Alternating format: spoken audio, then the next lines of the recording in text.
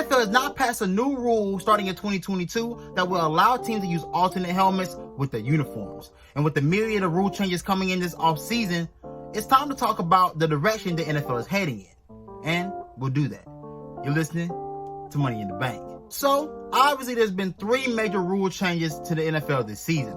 Adding on a 17th game, allowing players to use single-digit numbers, and now allowing alternate helmets to be used starting in 2022.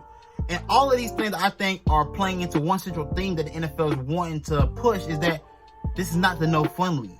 We can push the boundaries. We can have fun. We can do things. Hey, you guys, we can do things that can get the fans' interest to rise and possibly, I think, push out the next star and making it easier to do so. But I'll break that down. As we all know, the NFL is known as the no-fun league. Compared to its counterpart, the NBA, they don't really allow player expression in any type of shape or form. I mean, you talk about the rules they even have against cleats and guys wearing their personalized cleats. Like, they've been so strict against that, they've levied fines against certain players for wearing certain cleats, and it's gotten to the point where players will wear their special edition cleats only in pregame to warm up in, and then wear their game cleats come game time.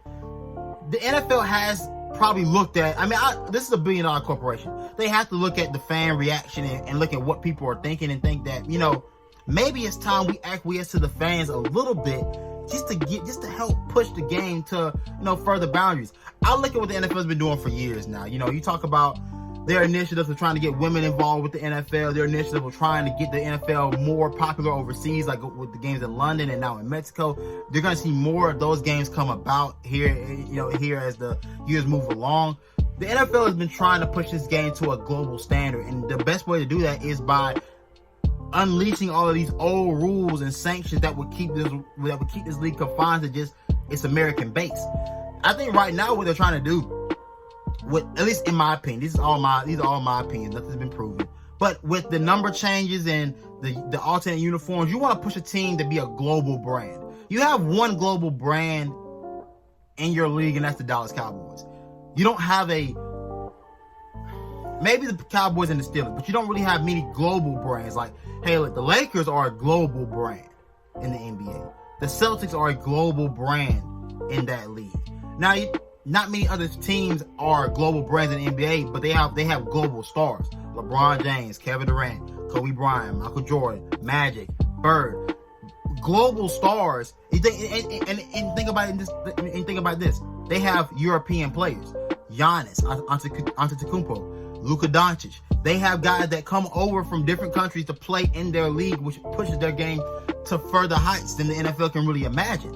Whereas in the NFL, everything's all American based and grown. So you don't have the let's say the options to push this game towards the boundaries of Europe, which is why they try so hard to get the NFL in the UK.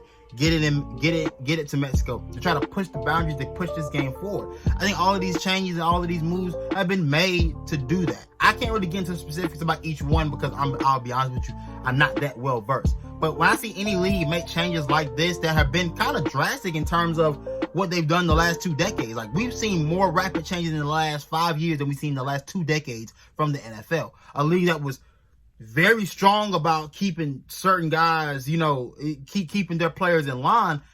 Look, man, the players are starting to gain a little more control, not much, because the NFLPA is all for what they do. But that's neither here nor there. The thing ultimately, though, I even look at the owners that they have in leadership now. And then for Carolina fans, think about a guy like Jerry Richardson. A guy like Jerry Richardson today, in today's league, where it seems like they're trying to push this league to, doesn't fit. A guy that's telling his quarterback, don't have any tattoos or any piercings coming into my franchise, is not the guy you're gonna probably move forward with this league with. I think the league is moving into a good space. The athletes are great. The stars are great. The game is as healthy as I can remember. I mean, it's a game that's now starting to become more friendly to outside viewers that are just, casual fans because of the amount of scoring that's happening now in today's game. I know for purists like me and a lot of others, I wouldn't call myself a purist, but for a lot of purists, they want to see the game be the defensive struggle that it's always been, but the game has got to change. And it's evolving. I think the league is now slowly evolving. Mind you, there's still still probably like a decade behind where they probably should be, but they are seemingly looking to take action towards bridging that gap between the old and the new, and making the NFL a more digestible product for the common viewer. And I think that's a great thing for this league. I think it's a great thing for the fans. I think we'll see a lot of great things come of this. So again, I ain't got really much for y'all. News is kind of getting light right now because we're in the midst of the off season. But be sure to like and subscribe to the YouTube channel and follow us at PBoy_network on Instagram and Twitter. I'm your host, Shontis Stewart, and